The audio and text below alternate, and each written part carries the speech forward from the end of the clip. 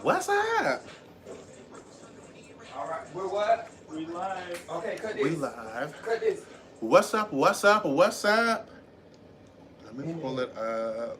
Y'all should give me a 3, 2, 1.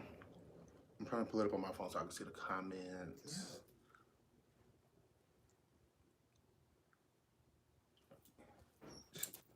I got it. You got it? Mm-hmm. I got it. I'm just waiting for the people to come in.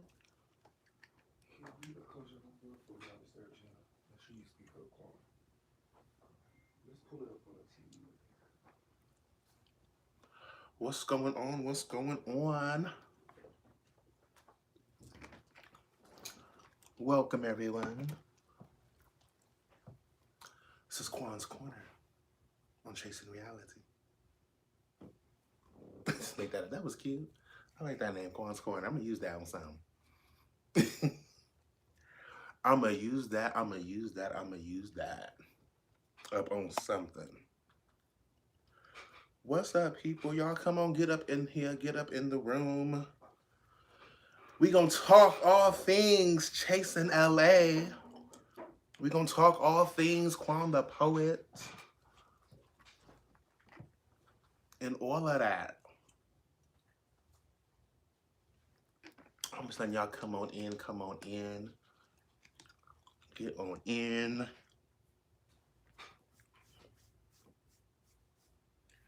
Talk about what Imani has said first. Ooh, girl, y'all already jumping in. Hey, y'all, what's up? What's going on, everybody? Yes. Ooh, I'm hot, y'all. Y'all know I sweat easily. Hey, Terry. Hello, IMZ.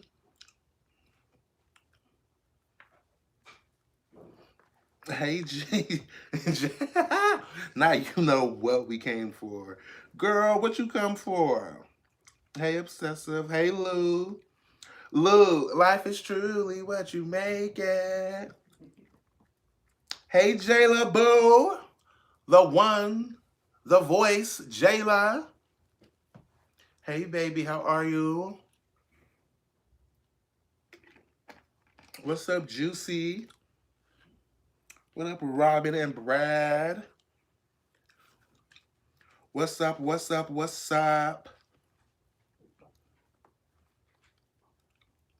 Okay. Y'all keep asking me about Imani's comments. What did Imani's? I haven't saw it. If she put up something new, I haven't seen it. I've had a full day of work and teaching some poetry workshops. So I haven't had a chance to sit and just watch things. So, yeah. If she did something or said something, I don't know about it. I haven't seen it just yet. Y'all could summarize it for me if you would like. She has something to say about you, Pooh. I'm sure Imani has something to say about everybody. So, you know, that's just the way it goes.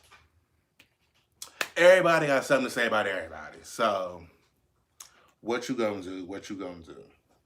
But I'll check it out afterwards when I get to sit and just chill for the rest of the day, rest of the night. What's up, y'all? Thank you. My necklaces. This is a stone called Black Agate, and then underneath it is the Evil Eye.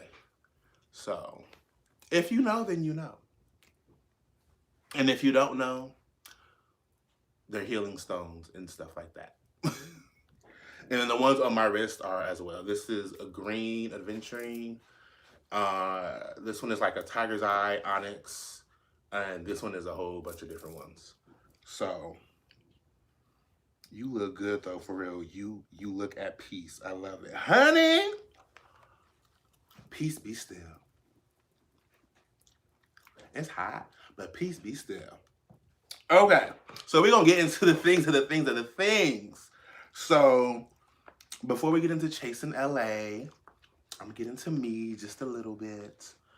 For the y'all who don't know me, my name is Quan The Poet, okay? And I am all the age of 29. I'm Scorpio. Shout out to all my Scorpios.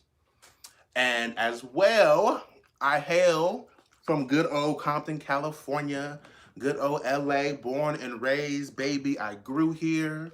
The rest of the city flew here. And that's just what it is, okay? But yes.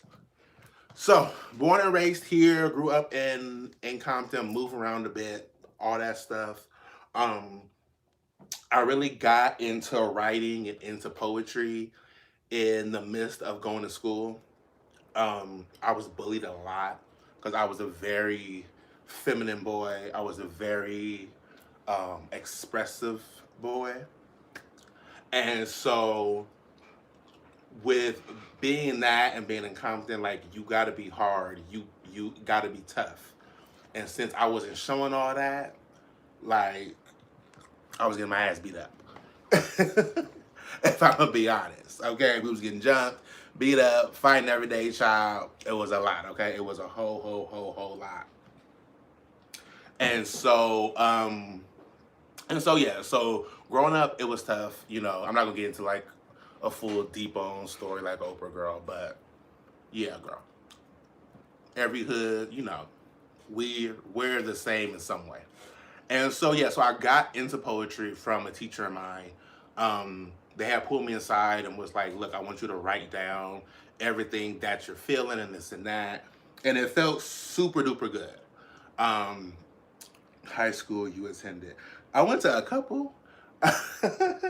I start well actually it was just two. I started off at Dominguez, and then I got kicked out of Dominguez, and then my mom took me from there to the white folk neighborhood, and I was at Mayfair, and that's where I finished up everything. And so yeah. But yeah, I started to write in like high school and middle school and stuff.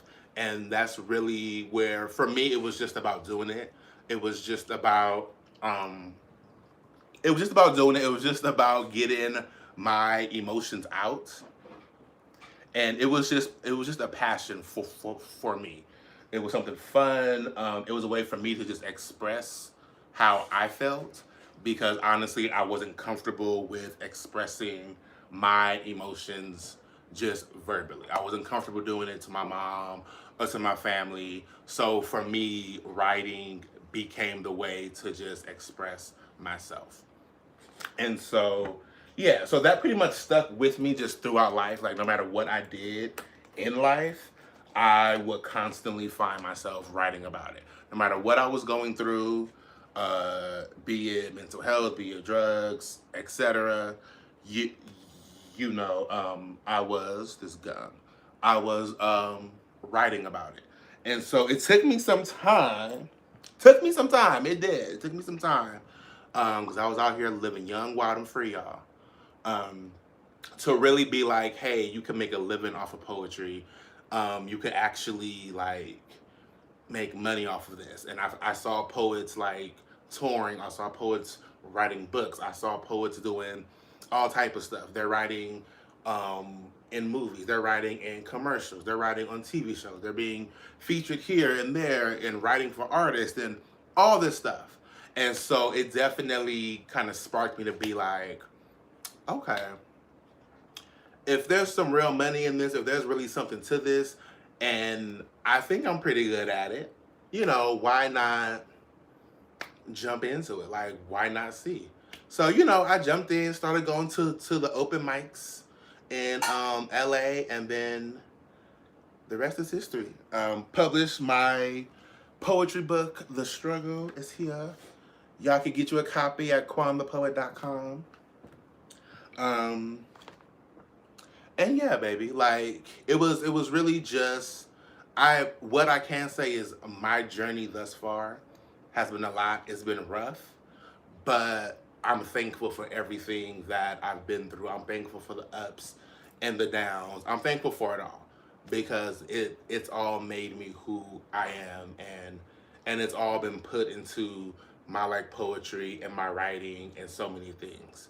So yeah, y'all, life is Life is a lot, but darling, it was all inspiration. Let me see some of these comments.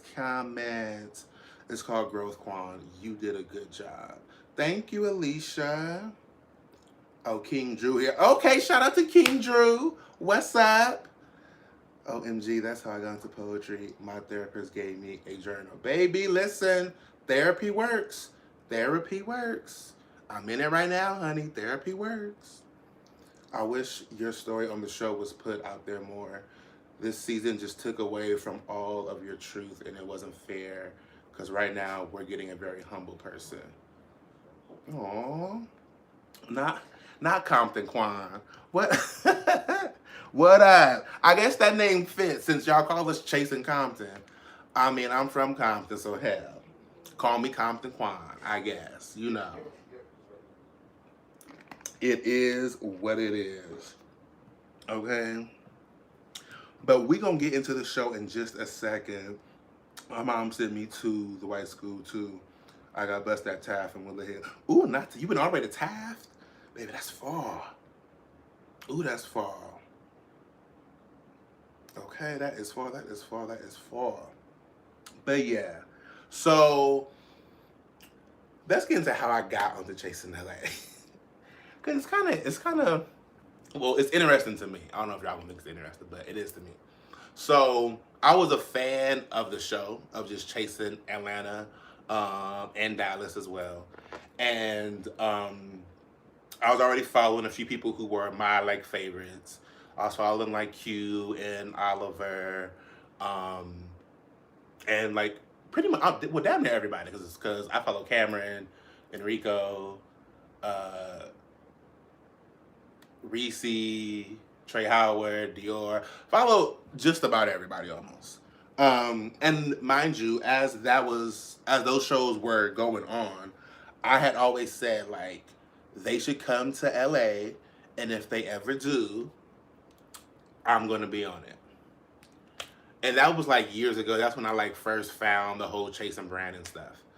And so fast forward, because I was following Q, and I saw that he moved to either or he was moving, or he had already moved to Cali. And I remember I saw that, and I called my best friend. I was like, best friend, Q just moved to Cali. I said, I bet you that they're gonna do a Chasing LA. And if they do, bitch, I'ma be on it. Now that was like, I think like early 2020, prior to like the auditions coming out. A few months later, the video's out, the Chasing LA, accepting auditions, and I was like, okay, this is a sign. This is a sign. Maybe I've done like a manifestation of this.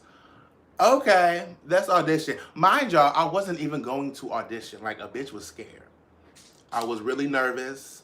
I was like, I don't know if they gonna like me. I'm like, I'm a poet. They gonna be like, girl, what? Like, we're used to seeing, you know, singers and dancers and actors, models, and all of that stuff on here. So I'm like, I don't know how they gonna feel about a poet coming on here. So I was nervous. I want to say the auditions were open for a while before I even sent in my tape. And I sent in the tape. It took me forever to do that damn tape because I kept fucking up. I kept going overtime because I think it had to be like 2 minutes. And my first one was like 4 minutes. And then it went down to 3 minutes. And then it was like 2 minutes and 30 seconds. And I think I finally, after so many takes, got it down to like right around the 2 minute mark. And so, I'm a Scorpio, boo. And so, yeah, so I submitted it. I was like, I don't know. It's out of my hands, I guess. You know, got the email to do a callback. At that time, COVID had happened. We was in like lockdown. And LA was locked down. And so out of that, we had to do like the Zoom call and stuff. And so I did that. That went fine. I felt like, hey, it went cool. Then we had a live in-person interview, which I honestly thought I completely messed up because the day of that interview was the same day as my little cousin's funeral. And I chose to skip the funeral and come to the interview. And mind you, the moment I sat down, Q stared at me and was like, "What's wrong?" I was like, "Nothing." I'm like, "Nothing's wrong." And I guess it was written like on my face, like something was just on my mind, just bothering me. But we went ahead, pushed through, and we did it. And then, I got the email, "Bitch, you on and you here." So I was like, "All right, cool, for sure, I'm here." And then after that, it was just the whole process of doing a reality show, which to me was completely new. To me, it was like, okay, what is this like? Like, how does this actually work? How does filming work? Who else is on the cast? When does this happen? When does that happen? So it was very much just brand new, very much something different, very much something that I wanted to do.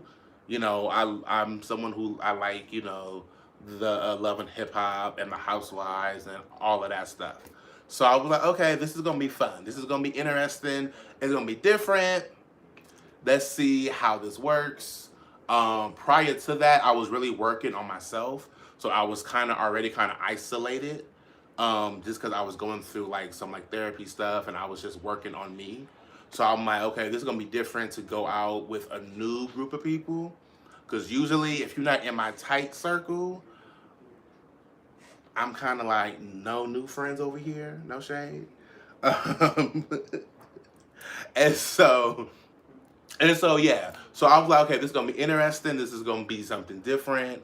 Um, I will admit this. I will admit that I went into it kind of with my guards up. I went in kind of on the defense because I didn't know who was on the cast. I didn't know what was happening. I didn't know, people's motives and this and that. Like, I didn't know. So I kind of went in on the defense, kind of on the ready, because I'm like, I'm somebody who I've been bullied a lot, and a lot of people look over me, or they kind of just don't pay attention to me a lot. And it's not like I need attention, but when I speak, I mean, I have something to say. And so I didn't want to appear like weak in someone's eyes, or I didn't want the group to think like, oh, he's just some little doormat or this and that. So I was kind of on the ready. No shade. I was kind of on the set, on the ready. Kind of like, if a bitch try it, I'm going ham. Um, and that, I think, was not the best mindset to go into it with, clearly. Um, that was really not the best mindset to go into it with. But, you live and you learn. And, hindsight is 2020, honestly. So, after months and months, let me get to some of y'all comments. What y'all talking about? Let me scroll up just a little bit. Quan, you're my favorite on the show and the cutest. Oh, thank you, boo. I appreciate that. Some people thought she should have pushed the transphobic questions more. Oh, I don't know what that's about.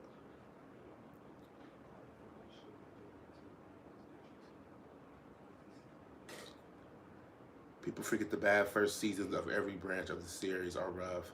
I'm going to give y'all until season 3. Thank you. Somebody giving us a chance. Thank you, thank you, thank you. Loved your poetry that you shared. Thank you so much, Gina Moore. I appreciate that. You make mistakes during your first season on TV. I don't think he meant it in that way. Exactly. So yeah, as we go through months and months of waiting or sitting around, like, when are we gonna film? COVID was rampant in LA, and LA was shut down. Like, girl, if you went outside, they were like, "What are you doing? Why are you outside? Go back inside." It was hard. It was tough. And so we finally get to the first night. We get to Hamburger Mary's, and all hell breaks loose. In the beginning, it was different because we were actually at separate tables. I think people know this already, but I think we were already at separate tables. I think it was me, Alicia, and Hershii, and then everybody else was at another table because of COVID and all that stuff. And then we ended up coming to one table. And when we finally got to the one table, it was kind of, it was a little, it felt to me like it was kind of like everyone kind of sizing everyone up. Just kind of looking to figure out, okay, like, who are you? What you do? Who this? Who that? Da da da da. And, yeah, it wasn't long before all hell broke loose. To be honest, that's just how it happened, honestly. The way that y'all saw it is basically how it happened. Yes, there was stuff left out of that first night. There was a game that was played. We each had like a question and this and that. There was stuff that people said in their questions that I think rubbed people the wrong way. And so I think that's where some of the tension started to really just build. There was, obviously, as y'all saw, King and Andre back and forth, back and forth, back and forth, back and forth. And that went on for a long time, actually. Like damn near all night. On and off, on and off, on and off. You know, I think Fran and Alicia got into it. Alicia and Jalia got into it. I felt some type of way about Alicia. It was a lot. It was a whole lot. Leaving that first night, I remember I was driving home and I called my best friend and I was like, what the fuck did I get myself into? I was like, this was just a lot. It was a lot for just the first night. You know, and I think all of us have said that, like, it was just a lot. It was a whole lot. So yeah, so I mean that was the first night, all hell broke loose, What was second episode? Second episode, was one of my favorites, the pole dancing. The pole dancing was super fun. Okay? Let me get into that because the pole dancing was just fun, okay? I did not mean to flash y'all. That was not my intent at all. But it happened. I didn't mean to. But get it on the pole, it was just fun. The whole class was fun. Honestly, that was some of the most fun I had the whole season. And yes, we got a little spicy towards the end. And I'm gonna say this because I know some people are still like asking me about the whole me and Alicia and the whole Coke comment and like all of this stuff. The reason why, well, not the reason, but one of the things why I kind of went a little hard on Alicia in that moment was because on the first night at the table, this wasn't shown, but at the table when we were introducing ourselves, I was like, hey, I'm a poet, I'm this and that, da da da da, and I had mentioned and talked about my like actual struggles with coke and drugs and all of that stuff, and that was prior to all hell breaking loose. So I had already said it and stuff, and like everybody was like, oh, okay, da, da, da. And then maybe 20 minutes, 30 minutes later, you know, Alicia's, you know, just throwing out there like, oh, this one is doing drugs and doing coke and da da da da. So I felt some type of way because I was like, girl, I just said I struggled with this, and now 20 minutes later, you up here trying to use it as a read, and this and that. So, and I'm someone that I feel my emotions very deeply, and I've learned even watching this show back, I've learned that there are times I let my emotions just take over, and that's not always good. So, yes, That was just pure, just passion and just emotion. Yes, there was probably another way that I could have said it, that I could have talked to her about it, of course.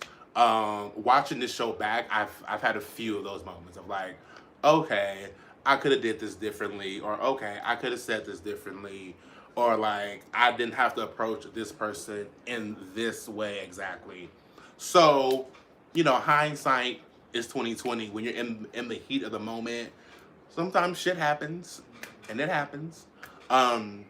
So yeah, so that's where all of that like frustration came from when it came to Alicia and the whole coat comment and stuff. But to be honest, me and Alicia are good. Like, girl, we're fine. That's my baby mama. Okay. I say keep the whole cast. Season 2 is a redemption for sure. All right. I like that. How do you feel about the similarities between King Kane and King Pain? I know it's messy because y'all cool, but I gotta ask. How the names are similar? I mean, I don't really feel no type of way about it. I mean, they chose their names and yeah. Ain't got nothing to do with me. It I fell in love when I saw how dope your dancing skills are. Well, thank you, Justin.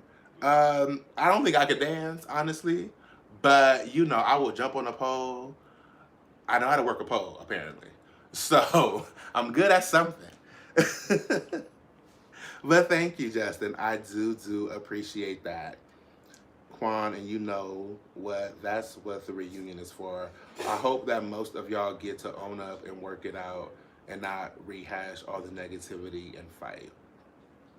Hopefully, the reunion is coming, and hopefully, everyone's in a place to just kind of hash things out and squash things.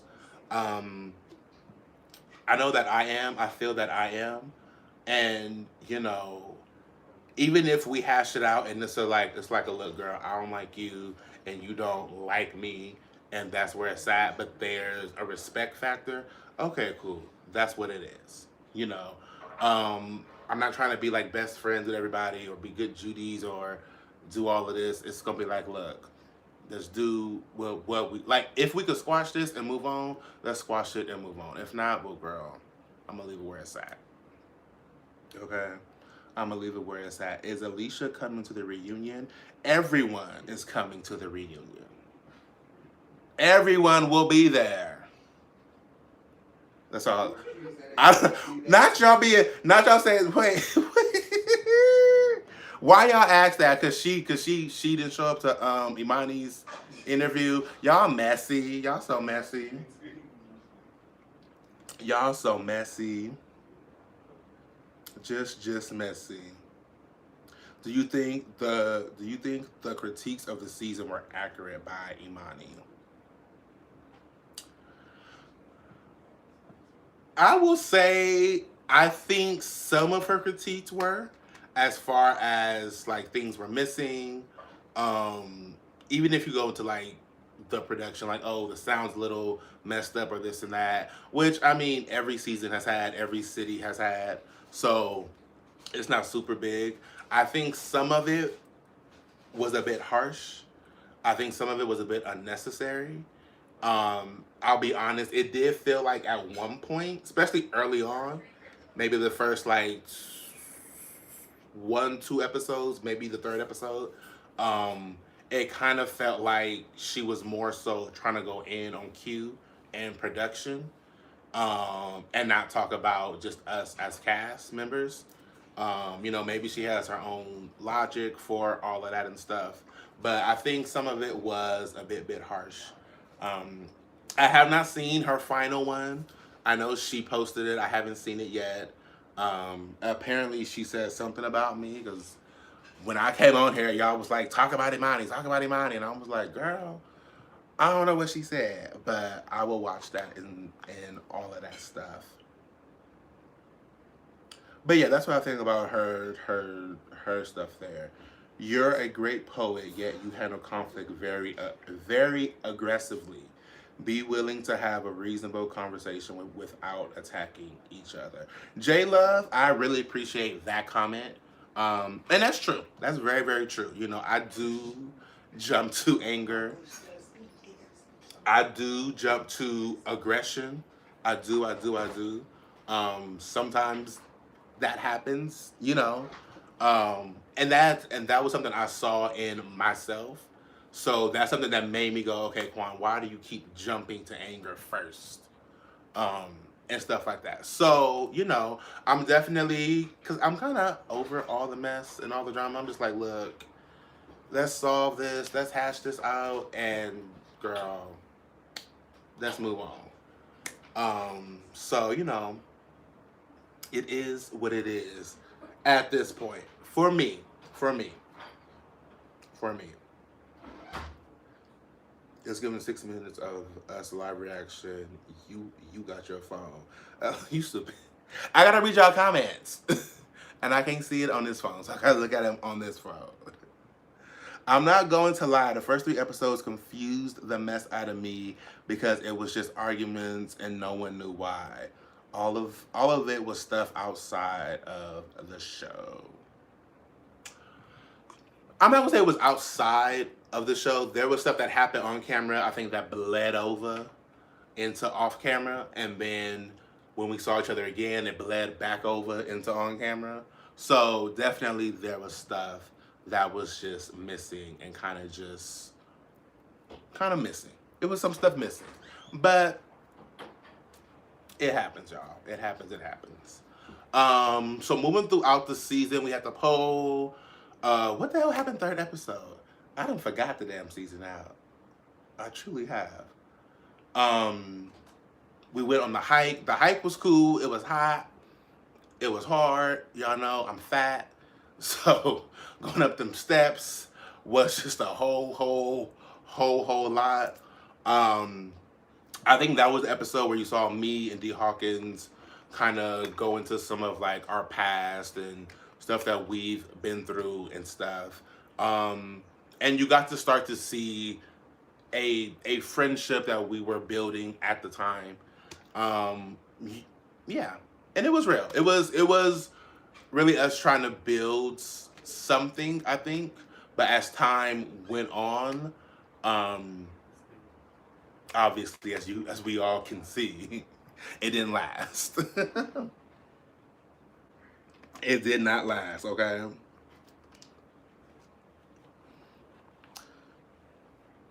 Oh, I'm so here for the accountability and self-reflection. Beautiful. Thank you, Andrea. I appreciate that, boo.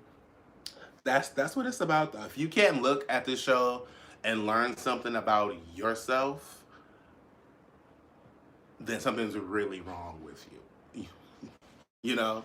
Like, none of us are perfect. We all messed up. We all did things, said things, acted a fool at times. So there's definitely something to just learn and be like, okay, this is not good for me. Doing that was not good. Okay, let me work on that. Let me work on my anger. Let me work on my mouth. Let me work on my name calling spirit. As somebody told me in the comments one time that I have a name calling spirit on me. Yeah, like, let me work on that, you know? So watching the show that you're in is really like it's like an outer body experience. Like, you really get to see kind of what other people see. And sometimes it's like, bitch, did you just really do that? And other times it's like, yes, bitch, do that. So you definitely have like a balance to it all. So yeah, I'm all about self-growth and this and that and stuff.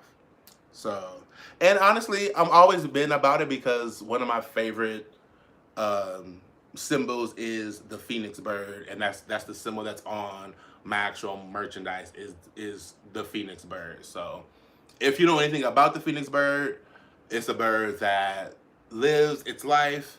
At the end of its life, it flies into flames, it burns, and then from the ashes of those flames, it's reborn with all the wisdom of its past life.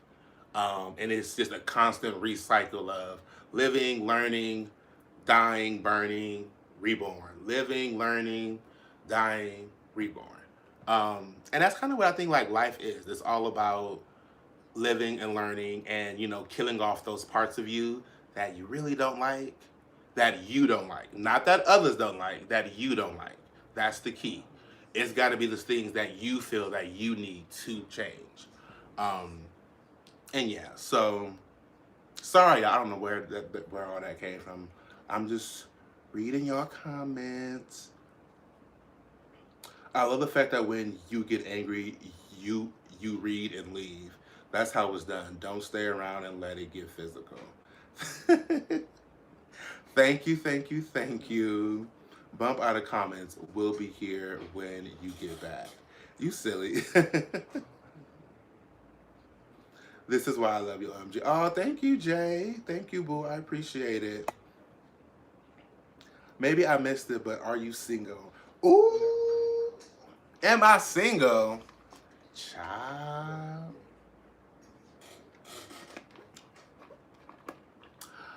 I am technically single. I am. I am in the midst of getting to know someone. But if you want to shoot your shot, go ahead and do you, boo. But I am talking to someone currently. I am. So, but still single because we're not like an official thing. So, you never know. You never know. But yeah, so we're... I'm not gonna...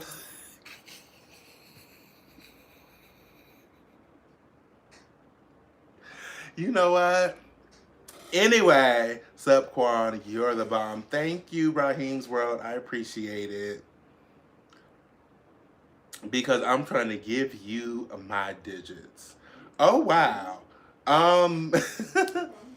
Feel free. Nah, if y'all can see all the looks I just got. Like I said, I am getting to know someone. If you want to slide in the DM and shoot your shot, do you. I don't know what's going to happen. It might be a brick. It might be, you know, nothing but that. I don't know. But, you know, do you. Not get on your roster and may the best man win. You know what? It's interesting that you like the Phoenix. The Scorpio sign is the sign of death and rebirth. It is. And many Scorpios go through a lot of pain or death and always come back better and stronger. That is very true, Justin. Thank you for that. That is very, very, very, very true. The Scorpio sign is a sign of a constant death and rebirth. And I feel like as Scorpios, most of us, if not all of us, I always see it in us.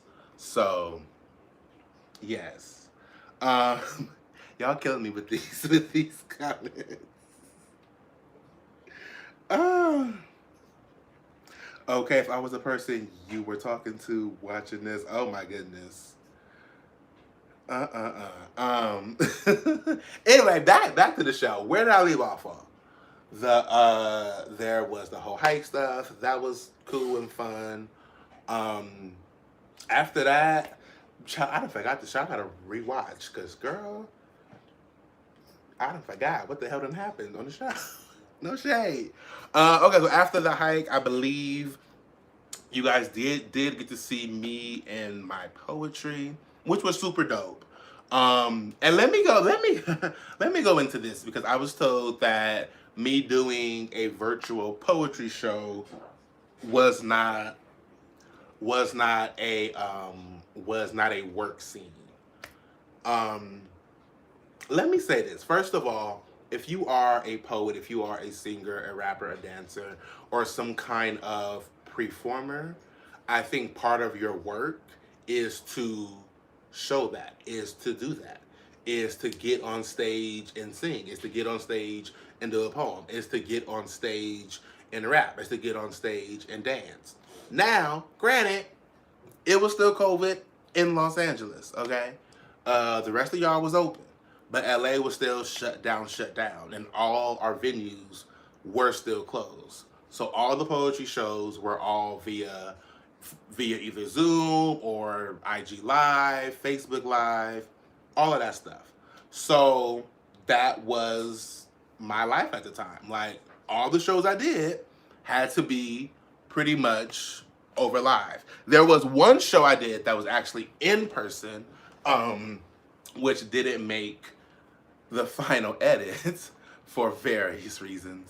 But there is other things, but yeah, but for various reasons, that show did not make. I mean, that show did not make it on the air, because no shade at the time, production kind of just dropped the ball on it, and that was at the time we had Blake was working, and at that time Q was actually in Atlanta handling chasing Atlanta stuff, and Blake pretty much dropped the ball on that live show. Like, she was 2 hours late. There was no camera people. It was a mess. It was like, and it's no shade. Like, the whole cast was like, what the fuck is going on? What the fuck is happening right now? Like, everybody was just lost. Like, what? And so, yeah. So I had that one live show, but pretty much every other show was online, and it was virtual. And that was my life. Like, my shows were virtual. And I feel like, as a poet, part of my job or part of my work is to show it. Is to show me doing some poetry. Is to show me at a poetry event and me doing some poetry. Like, had the season gone on and y'all not saw me doing poem, it would have been like, what the fuck are you doing? So I honestly feel like, if you are like a poet, a singer, rapper, dancer, all of that stuff, part of your work or part of your work scenes should be you actually showing that. Now, depending on what you do, everyone's work scene is going to look different. Everyone's work scenes are going to be a little different. But I feel like showcasing your actual talent, if you're, one of those singers, rapper, dancer, poets, all of that stuff, it's part of your actual work. And I was paid for it, baby. Like, when I do a poetry show, I'm a feature and there's a fee and I get paid for it. So for me, it was work, and I invited the cameras to come in and get it because it was the truth, and it was real. Like, that's how, at the time, people were actually doing shows and keeping your actual art form alive. So it is what it is. I know a lot of people, y'all said Andre said that. I don't know if he did, but I heard it from a lot of other people. So I was just like, let me just address a work scene, since apparently me doing some poetry is not a work scene. But it is what it is, y'all. Child, before COVID, that's how many people who do spoken word got their content out. They don't have many clubs or events that do poetry shows. That is true. And in LA, we have we got DPL, we got Floasis, there's Get Loud Movement, there's the World Stage. There's very few venues. There's maybe like 5, maybe 6, like venues that cater to just poetry shows, that have like a weekly like open mic night, or have like slams on like a regular basis. And even in like a lot of other cities, like in Dallas and Atlanta, there's very few spots. That's how poets get our stuff out there. Like, we go to those few clubs and spaces, and then we go to slams, which are on like a national level. And then a lot of us try to get into some sort of like music or like spoken word, like album or like CD or something. And with like the internet and YouTube and all of that stuff, that's where poets actually go to. So yeah. It's not a lot of spaces for us, unfortunately. But I hope that changes. I really, really, really hope that changes. So yeah, it was super dope to see my poetry get on there. I was a little surprised because I'll be honest, I was only told that one poem was gonna be on there. I was surprised they did two of them, and I was like, oh, okay. And those are two of my like favorite poems. The Rose That Grew is a poem that I've won some slams with, and that's kind of like my signature poem in a sense. Like that's a poem that at every show I do that people always feel so much in it. And I'm oftentimes asked to do that poem within my set. So it was super dope to see that. And then of course my Black LGBTQ poem. That is a poem I wrote I wrote that in 2020 actually, during the whole George Floyd and Breonna Taylor stuff.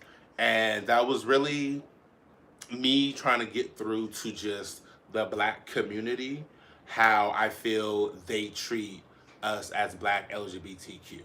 I feel like there's like a disconnect. There's the Black community, then there's Black LGBTQ, and we're kind of just over here, and they don't like us.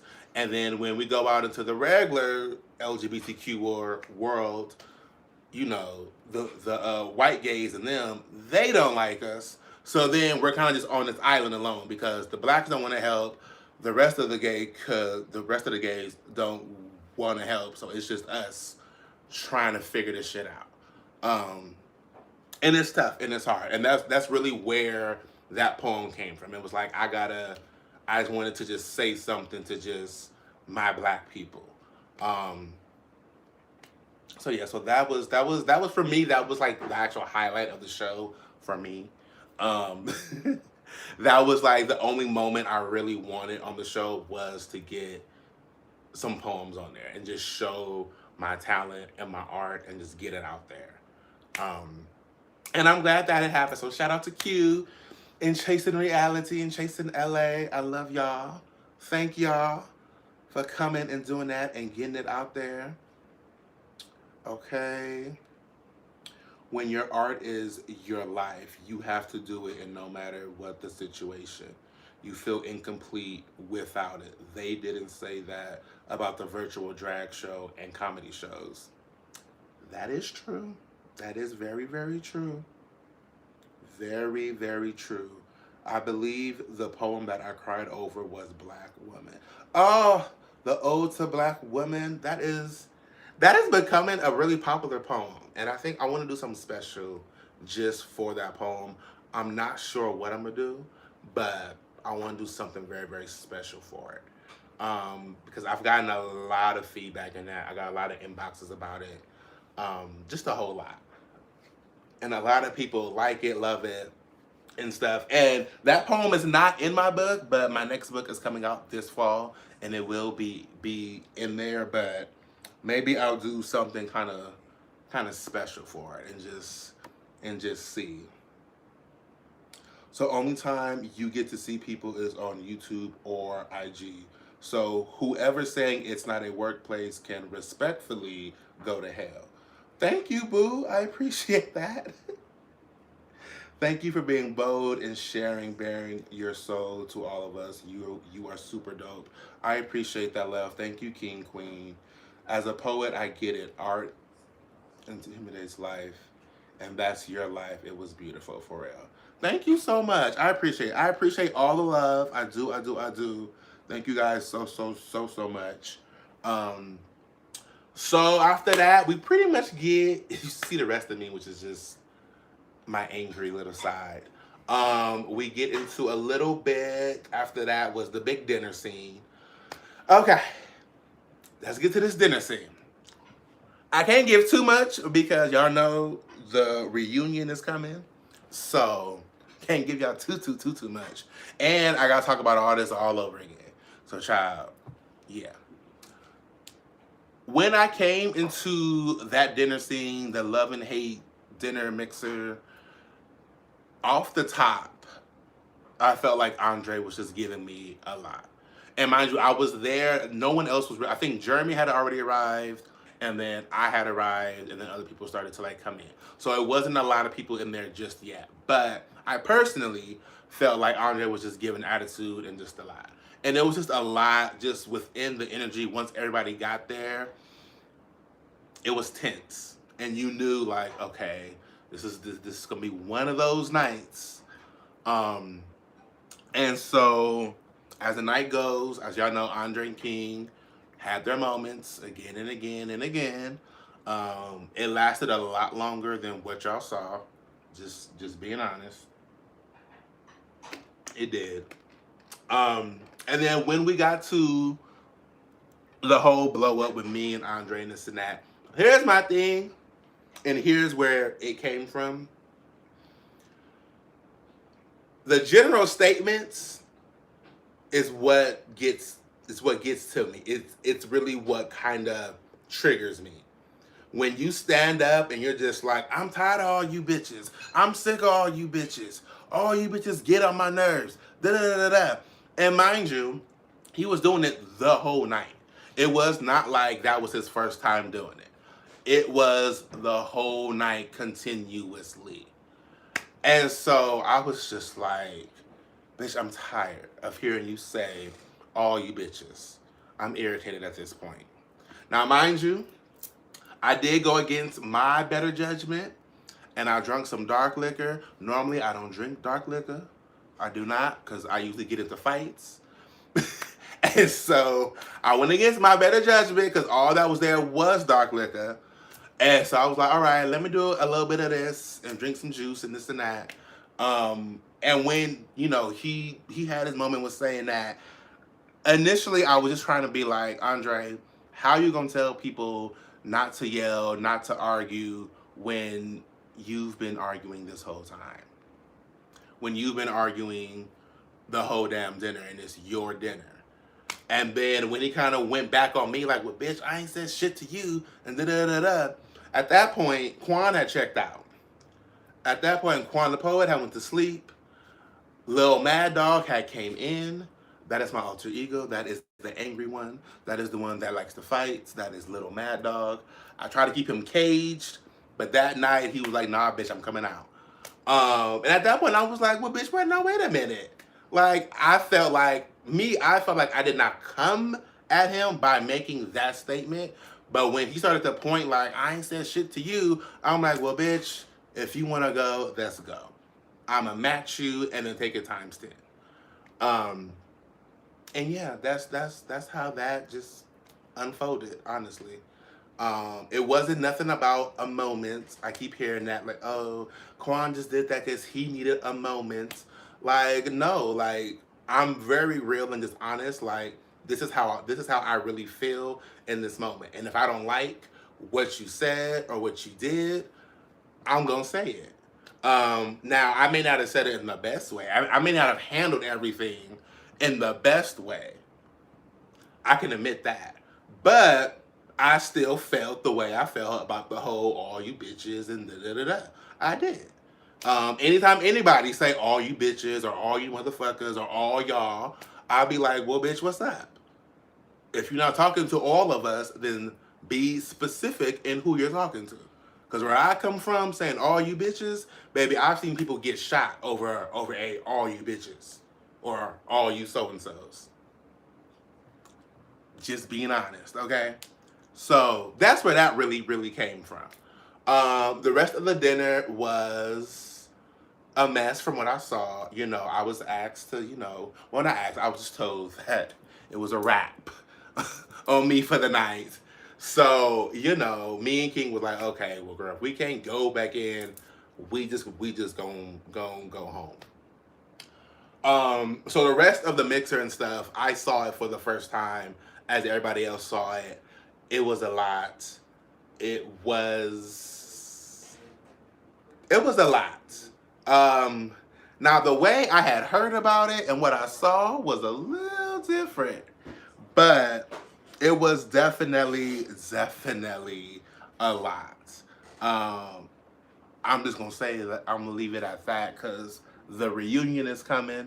So I can't give y'all too much, but it was definitely a lot, okay? I know you said you were wearing something oh, they said you were wearing something out of the color scheme, but why? Honestly, I didn't want to wear red. No shade. It wasn't necessarily to be messy. Um, but honestly, I had heard that Ian had been talking about me and saying all of this stuff. I heard that Andre was talking about me saying all of this stuff. And so I was like, why invite me if y'all don't like me or if y'all got so much to say about me? And I was just like, I'm not gonna wear red. I don't wanna wear it. Like, they clearly don't like me, so I'm just not gonna wear it. And maybe that was Lil Mad Dog popping through again, but that's just what it was. But if you carry a bone and someone told you something in confidence, you should expect backlash.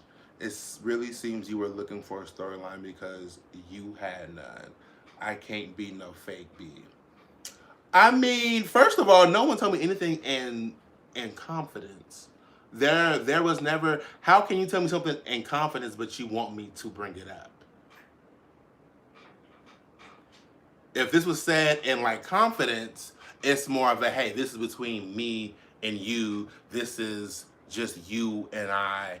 Da da da da. If you ask me, if you either ask me or if you point at or infer for me to bring it up, it cannot be said in confidence because you wanted it to be brought up. Now, I didn't bring it up the way you wanted it to be brought up because I felt like it was just wrong and it was just foul. Point blank, period. And I'm not sorry about it or nothing. It had anybody came to me, said, Quan, can you bring this up about so-and-so so I could do this and da-da-da-da-da, I would have told. I surely would have. You damn right. Quan the Poet got a big old mouth. If you don't want me to say it, don't tell me. And that's just that. Especially if it's something that it's just wrong. Like, period. It's just wrong. So that's all I'm gonna say on that to you, Mr. or Mrs. But thank you for your comment. I appreciate you. Love you, boo. But I guess we'll get more into that at the reunion. Thoughts on the overall season? What's to come for you next, and what can we expect from you for the reunion? Okay. 5 minutes warning. All right, y'all. So we dwindling down. But yes. So overall, the season I still feel was good. Yes, we had our bumpy moments and all of this stuff, but it was really our real lives and just what happened. The reunion, it is coming. It is coming soon. Which I think is like a trademark of Chasing Now. Coming soon. It is coming soon. And the reunion, I'm honestly going into it willing and ready to kind of just bury all the hatchet. If we got an issue or a problem, let's find some way to come to a conclusion and just move forward. And that's just that. And then also, y'all, you can come and see more from me. Check out QuanThePoet.com for my merch as well as the book, The Struggle. It is available there. Buy it online. You get a personalized signed copy by me. I actually sit and write a message in it just for you. I have a spoken word EP that will be coming this fall. I also had the honor of being a part of a poetry documentary that will be premiering later this fall as well. So I have that coming up, as well as I'm working on another poetry book and so much more, y'all. So definitely stay tuned. To follow me everywhere, Quan The Poet. IG is Quan_The Poet. My YouTube is Quan The Poet. So y'all can follow me. Make sure you guys subscribe to Chasing Reality and be on the lookout. Be on the lookout for the Chasing LA reunion. I am sure. Ooh, actually, I went to my psychic and got a reading about the reunion. y'all gonna want to watch it. Y'all are definitely gonna want to watch it. And I'm gonna leave it at that. I'm gonna leave it at that. Y'all just gonna have to watch. I'm gonna be there seeing if what he said actually came true. So y'all know the cause never lie. If you know where that's from, I love you. If you know where that's from. If not, get some culture or something. Come on. But yes, you guys, I believe that is it for me, y'all. We wrapping this up. I appreciate you guys. Shout out to Q. Shout out to Ondario. Shout out to Chasing LA production. Shout out to all the cast, whether we get along or not, baby. We did this season. We did what we had to do. And it was done. So follow me, follow Chasen, and I will see y'all soon.